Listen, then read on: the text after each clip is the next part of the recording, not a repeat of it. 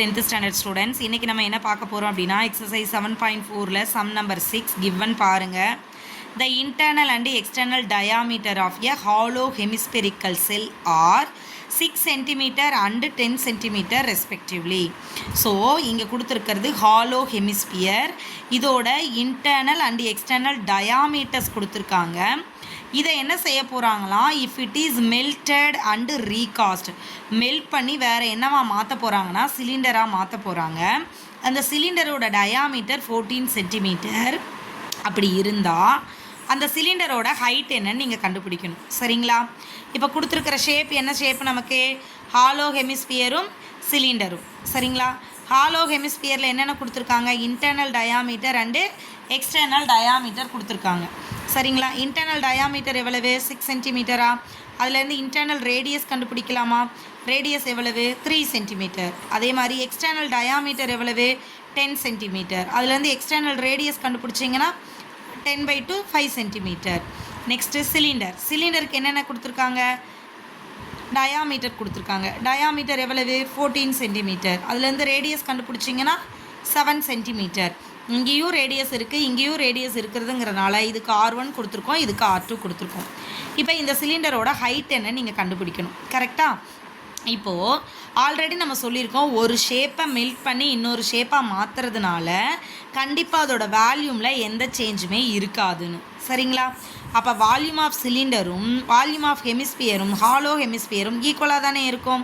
Volume of சிலிண்டருக்கு என்ன formula, πr²h. So இங்கே இருக்கிற ஆரை தான் R2ன்னு வச்சுருக்கோமா. So πr²h equal to hollow ஹெமிஸ்பியருக்கு என்ன ஃபார்முலா, 2/3 πr - r. ரைட்டா? So r³ - r³. இப்போது இங்கே இருக்கிற பையும் இங்கே இருக்கிற பையும் கேன்சலா. இதுக்கு ஆருக்கும் இந்த ஆருக்கும் இந்த ஆருக்கும் வேல்யூஸ் அப்ளை பண்ணலாமா. R2 எவ்வளோ வச்சுருக்கோம், 7 சென்டிமீட்டரா. கேபிட்டல் R எவ்வளோ வச்சுருக்கோம், 5 சென்டிமீட்டரா. ஸ்மால் R1 எவ்வளோ வச்சுருக்கீங்க, 3 சென்டிமீட்டரா. ஸோ R² அப்படின்னா R2² அப்படின்னா 7 × 7 × h நமக்கு தெரியாது, அதை தான் கண்டுபிடிக்க போகிறோம். ஸோ h 2/3 × கேபிட்டல் R³ அப்படின்னா 5³ - small R³ 3³. 7 7s are 49. So 49 × h is equal to 2/3 5³ 125 -3³ 27. So 125ல் 27 போச்சுன்னா 98. இங்கே 49 × h is equal to 2/3 × 98. உங்களுக்கு h தானே வேணும். 49 இந்த பக்கம் கொண்டு வரலாமா, h கூட இது மல்டிப்ளிகேஷனில் இருக்கா. ஸோ இங்கிட்ட வந்தால் டிவைட் பை ஆயிருமா. ஸோ அப்போ 98 49ஆல் டிவைட் பண்ணிங்கன்னா 249s are 98. ஸோ அப்போ மேலே நியூமரேட்டரில் பார்த்தீங்கன்னா 2 2s are 4, டினாமினேட்டரில் ஒரே ஒரு 3.